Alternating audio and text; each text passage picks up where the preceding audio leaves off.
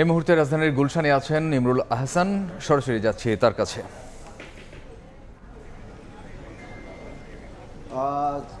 গুলশান কার্যালয়ে যে 2 দিনব্যাপী কর্মশালাটির আয়োজন করা হয়েছিল বিএনপির এমপিদের জন্য, সেটির শেষ সেশন অর্থাৎ চতুর্থ সেশন কিছুক্ষণের মধ্যে শুরু হবে।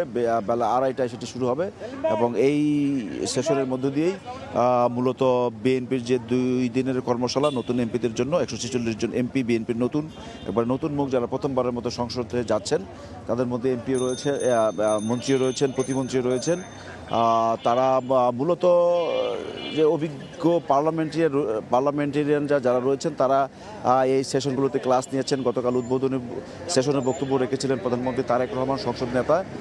এরপরের সেশনগুলোতে আসলে অভিজ্ঞ যারা রয়েছেন বা সিনিয়র মন্ত্রীরা যারা রয়েছেন, তারা এখানে সেশনটি নিয়েছেন। আজকে সকালে দ্বিতীয় দিনের যে কর্মশালা সেটি উদ্বোধন করেছেন মহাসচিব মির্জা ফখরুল ইসলাম আলমগীর, যিনি স্থানীয় সরকার মন্ত্রী।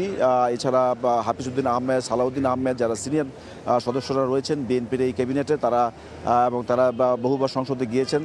মূলত যে সেই অভিজ্ঞতাগুলো শেয়ার করার জন্য, অর্থাৎ নতুন সংসদের কার্য প্রণালীবিধি কী ধরনের হবে এবং বিধিবিধান কী, সেই সম্পর্কে যেহেতু নতুন এমপিদের আইডিয়া নেই, সেই আইডিয়াটি রপ্ত করানোর জন্য আসলে একটি ইন্টারেক্টিভ এই কর্মশালাটির আয়োজন করেছে বিএনপি, যাতে করে যে নতুন এমপিরা যে সংসদকে সচল রাখার জন্য এবং প্রাণবন্ত করে তোলার জন্য তাদের যে একটি ভূমিকা, সেই ভূমিকাটি তারা রাখতে পারেন। এবং নতুন এমপিরা কয়েকজনের সাথে আমরা কথা বলেছি এবং তারা প্রত্যাশা করছেন যে তারা যদিও নতুন, তারপরেও তারা এই সংসদকে প্রাণবন্ত করার জন্য এই যে 2 দিনের সেশন হলো, সেটিতে তারা উপকৃত হয়েছেন। এতক্ষণ সরাসরি ছিলাম বিএনপির গুলশান কার্যালয়ে।